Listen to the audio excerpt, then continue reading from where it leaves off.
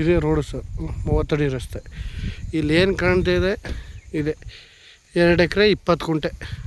ನೋಡಲ್ಲ, ಒಂದು ಬೋರ್ನು ಹಾಕ್ಸಿದ್ದಾರೆ, ಒಂದು 2.5 ಇಂಚ್ ನೀರು ಬಂದಿದೆ. ಆಮೇಲೆ ಏತ ನೀರಾವರಿನೂ ಆಗಿದೆ.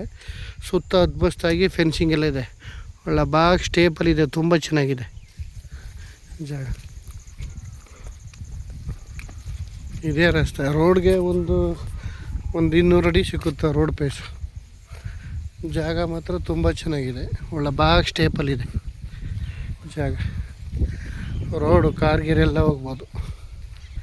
ಇಲ್ಲೇನು ಕಾಣ್ತಿದೆ ನೋಡಲ್ಲಿ, ತೆಂಗಿನ ಮರ ಇದೆಯಲ್ಲ ಸರ್, ನೋಡಲ್ಲಿ ಕಾಣ್ತಿದೆಯಲ್ಲ, ಆ ತೆಂಗಿನ ಮರ ಗಂಟ ಅದ್ಭುತ ಎಲ್ಲ ಆಗಿದೆ. ನೋಡಿ ಹೆಂಗಿದೆ ಜಮೀನು. ನೋಡಲ್ಲಿ ಕಾಣ್ತಿದೆಯಲ್ಲ ಬೋರು, ಅಲ್ಲಿ ಬೋರ್ ಇದೆಯಲ್ಲ, ಅಲ್ಲಿ ಒಳ್ಳೆ ನೀರು ಬಂದಿದೆ. ಒಂದು 2.5 ಇಂಚ್ ಇದೆ, ಬಾಗ್ ಸ್ಟೇಪಲ್ಲಿದೆ. ಅದ್ಭುತವಾಗಿ ಎಲ್ಲ ಫೆನ್ಸಿಂಗ್ ಎಲ್ಲ ಹಾಕಿದ್ದಾರೆ.